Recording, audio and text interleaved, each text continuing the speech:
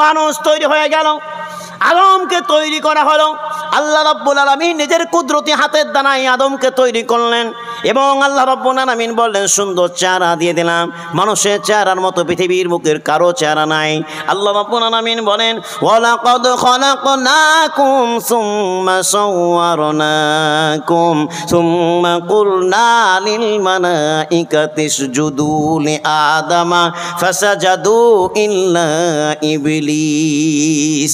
আল্লাহ রাব্বুল আলামিন জানিয়ে দিলেন এই দুনিয়ার বুকের মানুষেরা তোমরা কান পরিষ্কার করে শুনে রাখো, আমি আল্লাহ রাব্বুল আলামিন তোমাদেরকে তৈরি করলাম, তোমাদের সুন্দর একটা চেহারা দিয়ে দিলাম। আর সৌন্দর্য চেহারাকে আল্লাহ তাআলা সম্মানার্থে বললেন ও হে ফেরেশতা মণ্ডলীগণ, এই সম্মানিত মানব মণ্ডলীকে সিজদা জানাও, তার সম্মানার্থে সিজদা জানাও। সবাই সিজদায় পতিত হলো, এ কথা আমরা প্রত্যেকেই জানি। একজন সিজদা করলো না, লাম ইয়াকুম মিনাস সাজিদিন, একজন সিজদা করলো না, তার নাম হলো ইল্লা ইবলিস।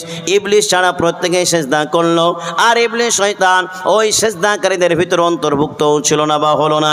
আল্লাহ রাব্বুল আলামিন বললেন ক্বালা মা মানাআকা আল্লা তাসজুদা ইযা আমারতুক, এই ইবলিস কি ব্যাপার, তোমার রব যখন সিজদা করার জন্য অনুমতি দিয়েছে, আদেশ করেছে, সেই সময় সবাই সিজদা করলো, তুই কেন করলি না, কি হলো, তোকে কে মানা করলো বল।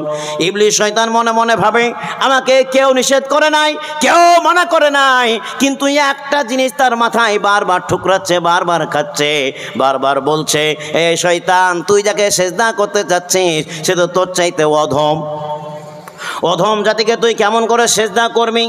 ক্বালা আনা খায়রুম মিনহু খলাকতানি মিন নারিন ওয়া খলাকতাহু মিন তিন। ইবলিস শয়তান চট করে বলে ফেলল আল্লাহ তাআলা যাকে তুমি সিজদা করতে বলছো ও তো আমার চাইতে অধম, মাটি দিয়ে তাকে তৈরি করেছো, আমাকে তুমি আগুন দিয়ে তৈরি করেছো, আমি তার চাইতে উত্তম, উত্তম হয়ে অধমকে কেমন করে আমি সিজদা করি, এই জন্য আমি তাকে সিজদা করতে পারবো না।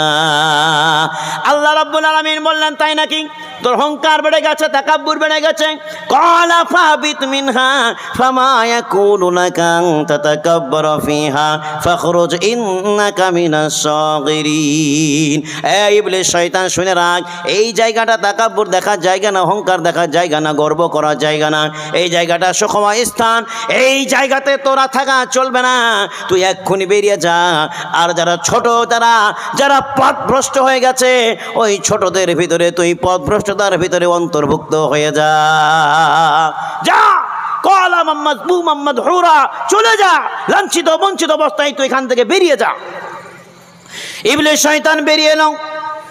ইবলিস শয়তান বেরিয়ে আসার পূর্বে আল্লাহ রাব্বুল আলামিনের কাছে কয়েকটা আবেদনপত্র রাখলো। ইবলিস শয়তান বলল আল্লাহ তাআলা এতদিন পর্যন্ত তোমার গোলামি করলাম, তার বদলে তুমি কি কিছু আমাকে দেবা না? আল্লাহ রাব্বুল আলামিন বলে আমি কাউকে নিরাশ করি না। লা তাকনাতু মির রাহমাতিল্লাহ, কেউ আমার রহমত থেকে নিরাশ হবে না, তুইও হবে না। বল তোর কি আবেদনপত্র আছে? ইবলিস শয়তান বলল আল্লাহ তাআলা যতদিন দুনিয়া বেঁচে থাকবে, দুনিয়া থাকবে, ততদিন আমার হায়াতটা তোমাকে দিতে হবে।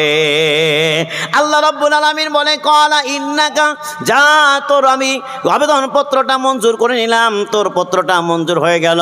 ইবলিস শয়তান দেখলো আমার আবেদনপত্র মঞ্জুর হয়ে গেছে, এবার ইবলিস শয়তান আরেকটা পত্র ফেললো কি, আল্লাহ রাব্বুল আলামিনকে বলো আল্লাহ রাব্বুল আলামিন এবার আমি মানুষের ডাইনে বামে চতুর্দিকে আসবো আর তাকে পথভ্রষ্ট করব, যেমন করে হোক মানুষকে আমি জাহান্নামমুখী করে দেব।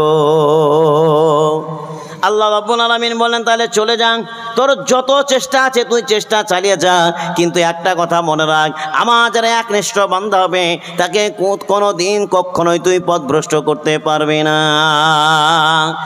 আমার বলার বক্তব্য এই, সেই ইবলিস শয়তান ওই দিন থেকে নিয়ে আজ পর্যন্ত কিয়ামত পর্যন্ত মানুষের পেছনেই থাকবে আর মানুষকে পথভ্রষ্ট করার চেষ্টা করবে।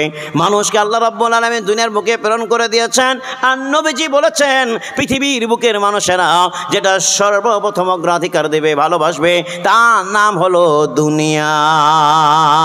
আর এই দুনিয়ার মহব্বতে পড়ে, দুনিয়ার ভালোবাসায় পড়ে ইবলিস শয়তান মানুষকে পথভ্রষ্টতার দিকে নিয়ে যেতে যেতে এমন কিছু হারাম কাজে লিপ্ত করবে আর বলবে রে মানুষ এটা কর, এটা করলে তোর ইনকাম বাড়বে, এটা করলে তোকে বাহাদুরি বলবে, এটা করলে তোকে মস্তান বলবে।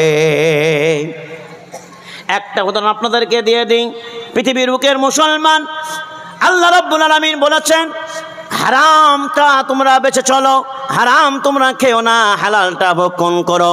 কিন্তু পৃথিবীর বুকের মুসলমান, এমন কিছু মুসলমান আছে যাদের কাছে টাকা পয়সা আছে, তাদের কাছে যদি কেউ যদি ধার চায়, ধার তারা তো দেবেই না, বরং তারা মনে মনে ভাবে তাকে যদি ধার দিই বা তাকে যদি টাকা দিই আর এর বদলে যদি কয়েক টাকা ইনকাম করা যায়, অর্থাৎ সুদ যদি খাওয়া যায়, তাহলে আমার ইনকামটা হবে, আমার ছেলে মেয়ের পেট পড়বে, আমার সংসার বাড়বে, আমার টাকা পয়সা জমবে, এই বলে সুদ খেতে আরম্ভ করে। আর এটাই মনে করে দুনিয়াদারি, এটাই মনে করে ইনকামকারী, এটাই মনে করে আমার ইনকামের পথ।